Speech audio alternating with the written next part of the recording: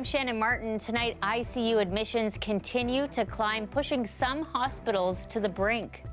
Putting 2 ICU patients into 1 ICU room, having to ask nurses to care for more patients. We'll tell you how some hospitals and their staff are managing the increasing number of patients. Plus, I was tested positive, when was that, yesterday? And there's quite a few people besides me, like babies, elders. the Canadian military is on the ground as an outbreak grips Bearskin Lake First Nation. We'll look at how this wave could impact other communities in Northern Ontario. And they said, "We have Loli." And I said, "Loli? Loli was my cat from 2010. a reunion more than a decade in the making, the journey for Loli the cat to get back home. This is CBC Late Night News.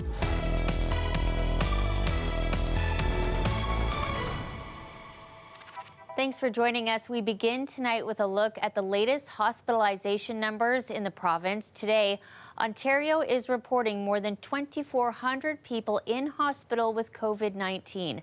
412 patients are in ICU, up 27 from the day before. It is important to note that true numbers could be higher. That's because not all hospitals report on weekends.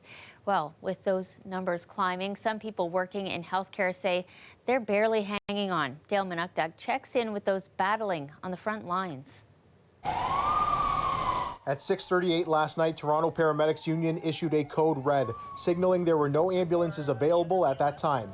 Mike Merriman, a 31-year veteran, says the public should be very concerned. And it's happening regularly. That one unit that's left in the system may have to respond from Rexdale to Scarborough or vice versa, which is ridiculous. It's a big city. He says upwards of 170 of Toronto's paramedic staff, or around 10%, is out due to COVID-19 infection or exposure, that the city has no surge capacity, and the service has been underfunded and understaffed for years. The paramedics who were willing to do overtime in previous waves of COVID-19 feel defeated. If the big one ever hits, which it has, you're screwed, because you can't run an emergency service without having surge capacity in it. From the roads to the intensive care unit, the dam is starting to break. It certainly feels that way around here today. Dr. Bram Rochberg says Hamilton's Juravinski Hospital is operating over ICU capacity, and as tired as staff are in his unit, they continue to provide care. We've gone back to many things that we had to do back in the spring, putting 2 ICU patients into 1 ICU room, having to ask nurses to care for more patients. That goes for COVID and non-COVID patients, according to one Toronto nurse. They're just sicker than they used to be. They have chronic conditions like cancer and diabetes and heart disease, and they are still sick and they need to come for care as well. However, when it does come to severe COVID outcomes, they are overwhelmingly unvaccinated. What I keep seeing at the bedside is that vaccinations work. With ambulance units becoming fewer and far between because the staff are understandably running out of gas and hospitals are patching together urgent care, some are questioning whether restrictions meant to protect the system are even worth it, looking towards the U.S. where some states are just living life. Restrictions, no restrictions, fewer restrictions, more restrictions, regardless, our healthcare capacity is a fraction of what theirs is. They just have more beds available, more ICUs available, more personnel available than what we have in Canada. The Ministry of Health says of the 2,300 ICU beds in Ontario, around 600 remain available. Dale Manukduk, CBC News, Toronto. Meantime, the race to vaccinate education and childcare workers ramped up this weekend. Clinics across the province were held. The hope is to get kids back to in-person learning later this month as planned. Dahlia Ashry has that part of the story. Most teachers are usually ready to hit snooze on a Sunday morning, but these educators waited bright and early at an East End pharmacy to get their boosters. So happy, ready to be back. And off of my couch. A sigh of relief for this elementary school teacher. And hopefully our ticket back to the classrooms. A long-awaited moment for this early childhood educator as well. I only found out about this walk-in because my mom had gone in, whereas I was on a wait list for quite a bit of time. Kiro Masse ran the vaccine clinic at his pharmacy for teachers and daycare workers. If they're not protected, there is no way that you're going to be able to operate a school safely. And over in the city's northwest end, another dedicated immunization clinic for teachers. This Sunday and next Sunday will result in the vaccination of more than 3,500 education workers. The city worked in partnership with Toronto school boards to schedule employees for their shots. We're doing our part in a number of different respects in terms of deploying more staff from Toronto Public Health to the school effort. We obviously have set up these special clinics, and I don't think there's anybody out there who doesn't want those schools opened up again. Massey, who's also a father, says he wants to see his daughter back in school sooner rather than later. Flat out heartbreaking to watch a 4-year-old stare at a screen for 6 hours, and the frustration that she has with wanting to communicate with her classmates and being unable to. And this is not a way that a child should live. The city plans to run more than 27 school-based clinics, including 22 Toronto public health clinics. The province hopes to have students return to in-person learning on the 17th. Dahlia Ashry, CBC News, Toronto. To Northern Ontario next, where help from the military has now arrived for the people of Bearskin Lake First Nation. The community is in the grips of a COVID crisis. As Travis Danraj tells us, many say the support is not nearly enough. 4 local Canadian Forces Rangers on the ground now, 4 on the way. That's the help the chief of Bearskin Lake First Nation says they're getting from the federal government as his community grapples with a tidal wave of COVID. I was tested positive, when was that, yesterday? So, and there's quite a few people besides me, like babies, elders. More than half in the remote community of around 400 have COVID. More are isolating. Firewood, groceries, drinking water all need to be delivered. We reached a family of 5, all COVID positive by phone because internet service is spotty. It scared me in the beginning. My daughter had the worst of it. So I had to really keep an eye on her. As I'm driving around, it's like a ghost town. Sol Mamakwa is the local MPP. A few days ago, he toured the community and saw residents peering through windows asking if more help is coming. I didn't see any boots on the ground. The federal government didn't provide military support until Saturday, saying it was waiting on an official request from the province. This box is quite heavy. It's over 400 pounds. In the meantime, those watching from afar took action. Kenora resident Tanya Cameron is sending this woodcutter. She started a fundraising campaign and has already shipped over $19,000 worth of supplies. I saw their pleas for things like grocery delivery to their homes, firewood, and I felt like I needed to help. While that assistance is welcome, the ask is for more military support. The chief says his community shouldn't have to beg to get the help it needs. So I think sometimes we tend to feel we were forgotten, that we don't matter. The chief spoke to Emergency Preparedness Minister Bill Blair today, asking for more support. Blair turned down our request for an interview. Travis Danraj, CBC News, Ottawa. Let's bring in Dr. Lloyd Douglas. He's the incident commander of Sioux Lookout First Nations Health Authority, which provides the public health response for 31 of its members' communities, including Bearskin Lake First Nation. Thank you so much for being here with us on a Sunday night. It's a pleasure to be here. So, Dr. Douglas, we've heard about what's happening in Bearskin Lake First Nation, but can you tell us what you're seeing in the rest of the region right now? Definitely. So today across the region, as of this evening, we have 239 active cases across 12 First Nations communities. Of course, the lion's share of those cases are in Bearskin Lake First Nation, but we are quite concerned about some other First Nations as well. Yes, and you were talking with our producer, Paulina, earlier, and you said, although this is still unfolding in Bearskin Lake First Nation, there are some key lessons that your team is already learning. Can you talk to us a little bit about that?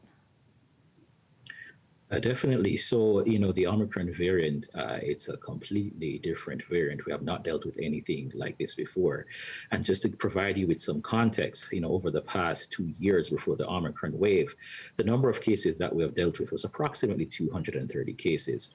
And as of yesterday, we hit a peak of about 288 cases since this Omicron wave. This is a totally different beast. that we're dealing with, in our region. And one of the lessons that we have learned thus far is that Omicron, it really moves very fast. In the case of Bearskin Lake, it was like a runaway horse. By the time we got the first case, we were notified of the very first case. By a couple of days, within 5 days, we were up to over 150 cases after completing 415 tests at the community level. And, for small First Nations, that can decimate the workforce. And when the workforce is decimated at the community level, what we find is that the day-to-day operations of the community are affected, and that in and of itself poses a public health risk. For example, by the second evening, we were having, issues with some families not having enough heat, some families not having enough food and water. So those are some of the key lessons that, we have learned. Omicron, it moves fast, it can decimate your workforce, and definitely you would have to rely on external partners and supports. Yeah, absolutely. It can be just crippling. So what would you say are the most pressing needs right now? So the most pressing needs that we have right now across our region would be for governments to recognize that there is a community-led solution, and we need supports from the government around that. For example, here at the Sulukot First Nations Health Authority, we have the Approaches to Community Wellbeing, which is our public health department that is responsible for case on contact management for COVID across the Slifna area. But we do not have the tools and resources like other health units to manage COVID-19. And that would be one of the needs that, at this point in time. Also, we moved a little bit before the province. The chiefs in assembly, they mandated a regional lockdown, trying to keep Omicron out of the communities. But communities also need support in terms of they will need to stockpile wood, they need to stockpile food, just in case they have a large outbreak in their First Nation communities. So these are some of the things that we definitely need to focus on at this point in time.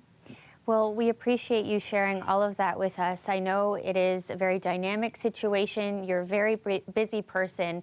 So thanks for sharing that all with us, and we'll be sure to check in with you again. That's Dr. Lloyd Douglas. He is the top public health physician for the Sioux Lookout First Nations Health Authority. Thank you. Now to some developing news we're learning about tonight. The Toronto Police Service says it is investigating allegations of potential misconduct connected to a human resources process in which several officers were promoted in the ranks. CBC Toronto has learned the investigation involves at least one high-ranking officer, and whether some of those applying for promotions were leaked information about questions they may face during job interviews. Police sources have told CBC Toronto that 70 to 80 constables were recently promoted to the rank of sergeant, and that now rank and file officers who did not get promoted are wondering why they were excluded. So far, Toronto police say no arrests have been made. You can head to our website for more details on this one. We'll continue to update you as we learn more information. The Special Investigative Unit is looking into a deadly incident with multiple scenes that came to a dramatic finish along the 401. One man was killed, another was seriously injured. This is where it ended near Clarington. According to the SIU, it all started in Port Hope with reports of an aggressive driver. Police attended a crash there. The driver ran, allegedly then carjacking a pickup truck with two people inside, the suspect forcing the pickup driver to keep going. OPP followed the truck, setting down a spike belt. The truck hit the belt, landing in a ditch. As you can see, Orange Air Ambulance arrived. The suspect was arrested and taken to hospital, where he died this evening. A female passenger was uninjured. The pickup driver is in hospital with serious injuries.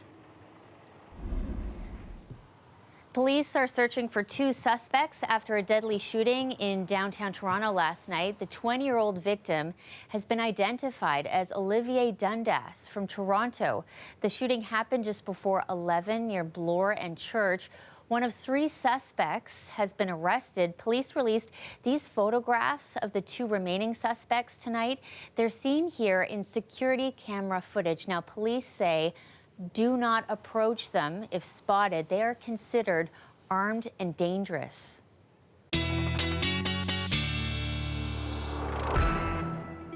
Here's a live look at Ottawa tonight. Some light snow expected, and it feels a little chilly at -12.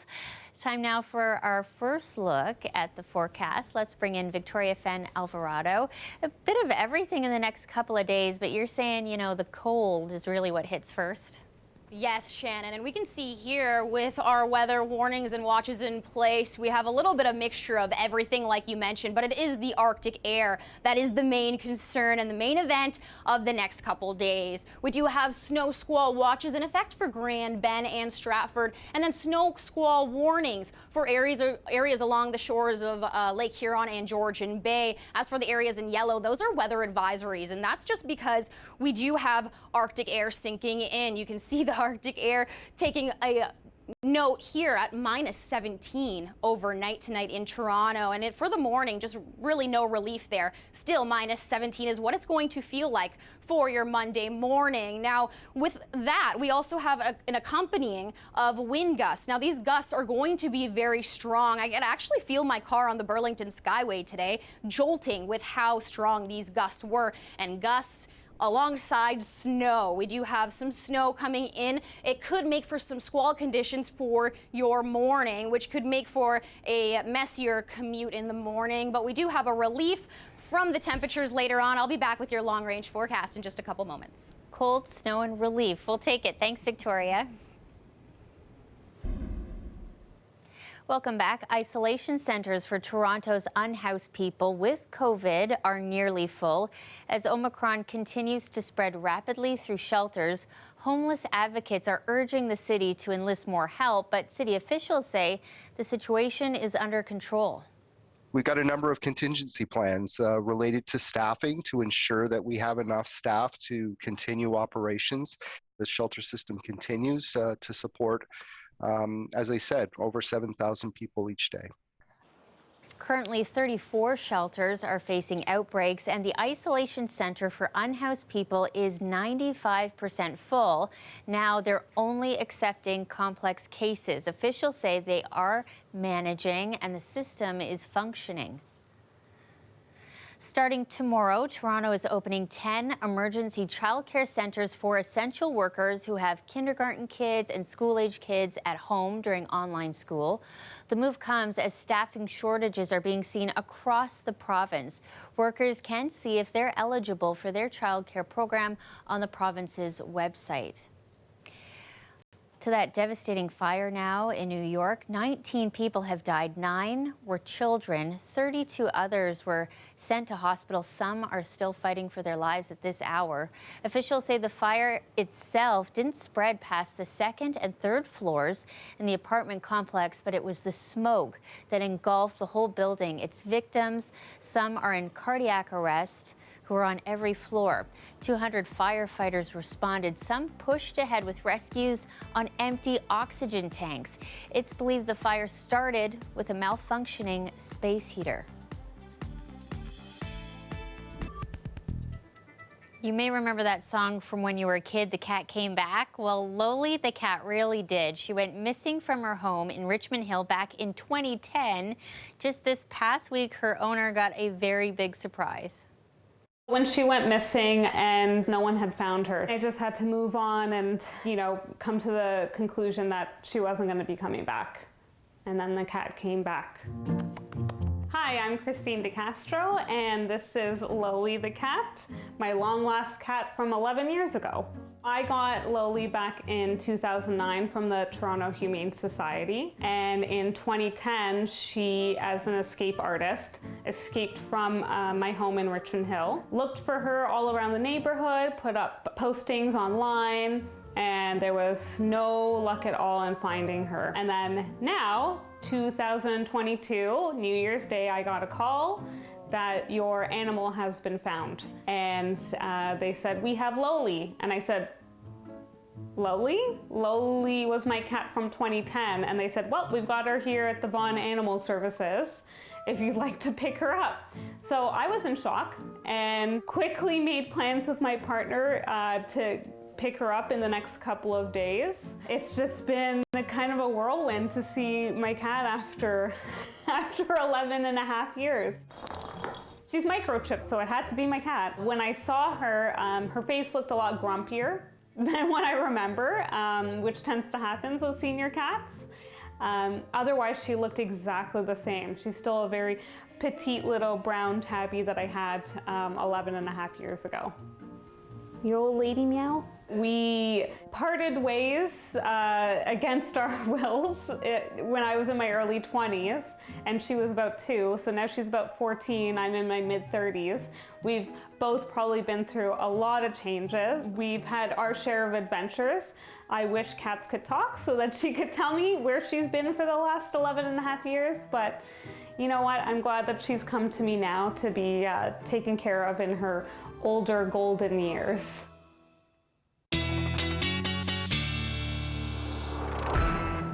Victoria is back. I was just thinking the same thing. If only Loli could talk and tell us her stories. I'm sure she's got good ones. I'm sure they are pretty good ones. And I mean, good thing she has fur because the cold temperatures, that's what I would need. For the next couple days, I'm going to be needing some fur myself. I mentioned the wind gusts. I mentioned that it is going to get cold and we will have a relief. I'll get into your temperatures, but first I want to elaborate on this snow. We do have some more snow in for your Monday as well. So a slight relief on Tuesday, but by Tuesday afternoon, this is where the next round comes in. Now with the wind gusts and the snow, that's where the squalls could be in effect as well. However, this is lake effect snow, so just trace amounts through the GTA, 2 centimeters across Toronto and Hamilton, but in the Kincardine area, across the shores of Lake Huron and Georgian Bay, that's where 15 to 30 centimeters could be possible there. And I did mention the temperatures. So for your Monday, these are the cold temperatures. This is the Arctic air sinking in. Toronto feeling like minus 16 for your Monday. Tuesday, similar conditions as well. The Arctic air does remain. For example, Newmarket feeling like minus 19, Barrie feeling like minus 20. But as we head into Wednesday, this is where the relief comes into effect. 2 degrees, we're back up in the plus temperatures for Toronto, feeling more like minus 2. And by then, the winds will be diminishing as well, too. So this is probably a better day to be outside. But for the next 2 days, I would probably recommend you bundle up, especially feeling like minus 17 on Tuesday. That is a scarf, hat, and mitten full set. That's what you should expect there. But Wednesday, that's your relief. Back to you, Shannon. Okay, thanks so much, and thanks for being here with us this weekend. Nice to see you, Victoria. Thank you, you too. That is our show for tonight. Thank you so much for watching. You can stay caught up on news anytime on our website, cbcnews.ca. We hope you have a great week, everyone. We'll see you next weekend.